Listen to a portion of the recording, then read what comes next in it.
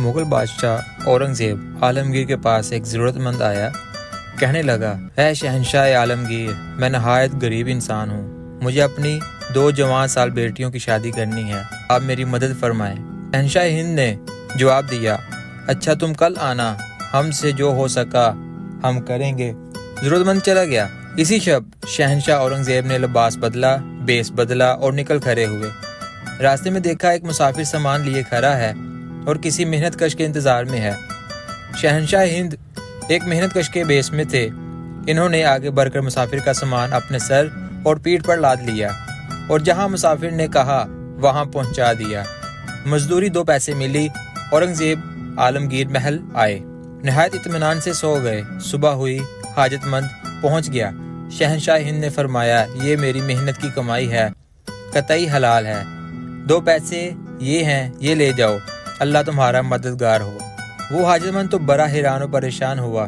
2 पैसे? इन 2 पैसों से 2 बेटियों की शादियां कैसे करूंगा? मायूस होकर चला गया। अब सुनो फिर क्या हुआ। वो हाजतमंद अपने इलाके में जा रहा था। रास्ते में देखा कि अनार बिक रहे हैं। इसने 2 पैसे के अनार ले लिए। इसके अपने इलाके में अनार नहीं होते थे। अब वो मुसाफिर सफर करते करते अपने इलाके में पहुंच गया। दूर एक इलाके में एक रईस रहता था। इसकी बेटी बीमार थी। सारे इलाज नाकाम हुए। आखिरकार एक हकीम साहब ने फरमाया, इस मरीजा को अब अनार के रस से शिफा मिल सकती है, इससे आराम आएगा। अनार तो वहाँ थे नहीं। रईस ने मनादी कराई, जो अनार जल्द फ्राहम करेगा इसे इनाम और इकराम दिया जाएगा।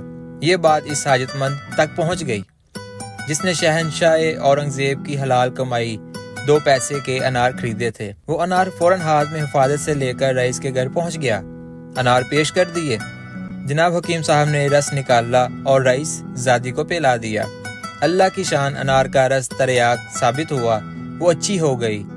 रईस ने अनार लाने वाले से कहा, बोलो क्या मांगते हो? हाजतमंद ने अपनी 2 बेटियों की शादी का जिक्र किया।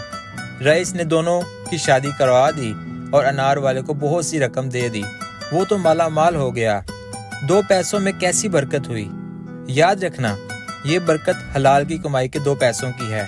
शहंशाह ने मुसाफिर का सामान उठाकर 2 पैसे कमाए थे, मेहनत की थी, हलाल कमाई थी, इसीलिए ऐसी बरकत हुई।